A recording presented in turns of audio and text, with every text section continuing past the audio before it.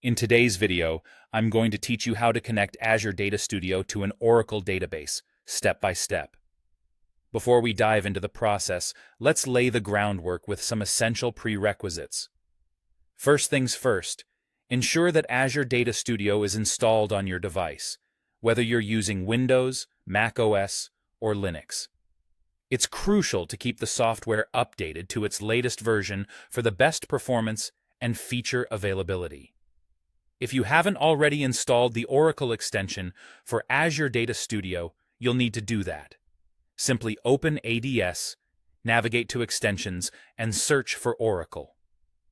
Once you find it, install the extension titled either Oracle or Extension for Oracle. This extension is the key that enables Azure Data Studio to support Oracle. Next, check your connectivity to the Oracle database. You need to have several details handy: the host name, the port number, which typically is 1521, and either the service name or SID, along with your user credentials. Make sure your Oracle database is configured to accept remote connections and verify that any firewalls or network security settings permit access from your IP or the relevant subnet. Now, let's walk through the steps to actually connect Azure Data Studio to your Oracle database. Start by opening Azure Data Studio on your computer. If the Oracle extension isn't installed yet, go ahead and do that following the steps we just discussed. Once you have the extension ready, look to the left sidebar and click on Connections or the plug icon, then select New Connection. In the New Connection dialog window, you'll find a drop-down menu to choose the connection type. Here, you'll select Oracle, which should be available thanks to the Oracle extension. This will bring up a series of fields you need to fill out. Let's take it step by step.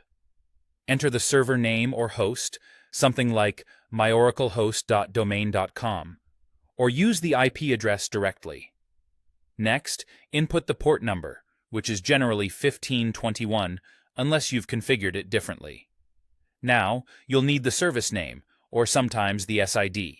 Common examples might be ORCL, or whatever your database service name is configured as. Make sure this is accurate, otherwise you might encounter the error message ORA 12504, which indicates the service name wasn't provided correctly.